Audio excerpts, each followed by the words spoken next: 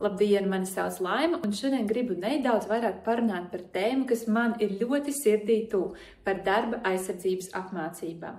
Nav noslēpums, ka gana daudzus gadus esmu darba aizsardzības speciāliste, un darbinieku apmācība ir viena no tām jomām, kas man šķiet ļoti interesanta.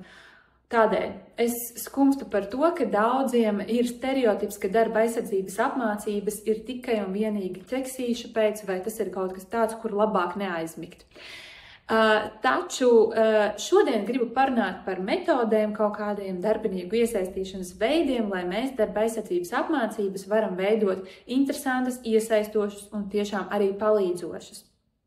Vispirms, vienalga vai apmācības ir attālināta vai klātienē, ir nepieciešams divvirziena komunikācija, mēģināt vismaz integrēt dažādus veidus, kā mēs to varam sasniegt.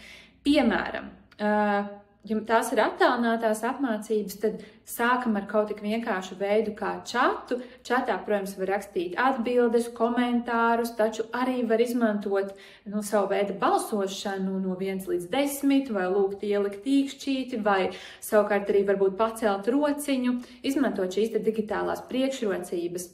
Ja arī tās ir klātienes mācības, tad, manuprāt, ļoti interesanti ir dažkārt nobalsot par vai nu pareizi, nepareizi, gan arī, piemēram, par to, kā mēs jūtamies. Un izejot no šiem balsošanas rezultātiem, darba aizsardzības speciālists arī var saredzēt, kas tad, piemēram, ir tās lietas, tās tēmas, kurām man ir jāpievērš papildus uzmanību.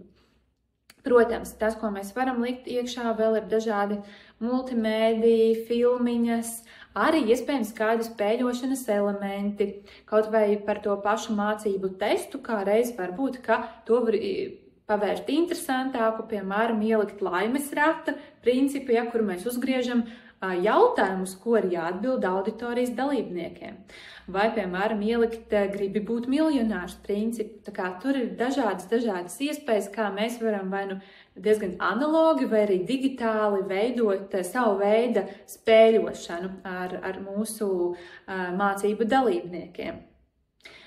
Vēl viena lieta, kas man šķiet ļoti veiksmīga, ir atrast akcentus darba aizsardzības mācībām. Skaidrs, ka likumdošana nosaka veselu plejādu ar lietām, kurām mums ir jāpieskarās darba aizsardzības apmācībās, taču tas, kas, manuprāt, ir ļoti vērtīgi, ir atrast katru gadu kādu konkrētu tēmu, par ko mēs runājam nedaudz vairāk.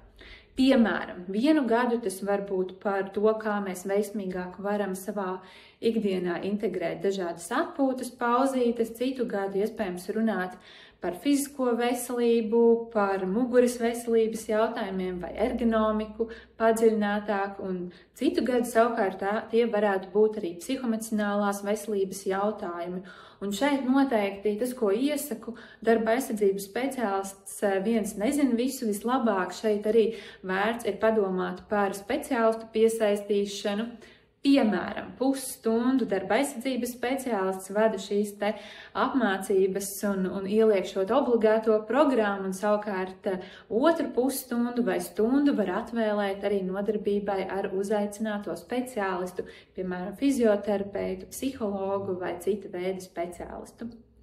Vēl viena lieta, ko mēs arī esam izmēģinājuši un kuras esmu palīdzējis arī no savas puses, ir piesaistīt arī citu darba aizsardzības speciālistu, jo es pati ļoti labi zinu, cik tas ir izaicinoši, kad vienai un tai pašai komandai vai darba devējam ir jāstāsta apmācības, šķietam par šo tēmu darba aizsardzība jau 3., 4. vai 5. gadu.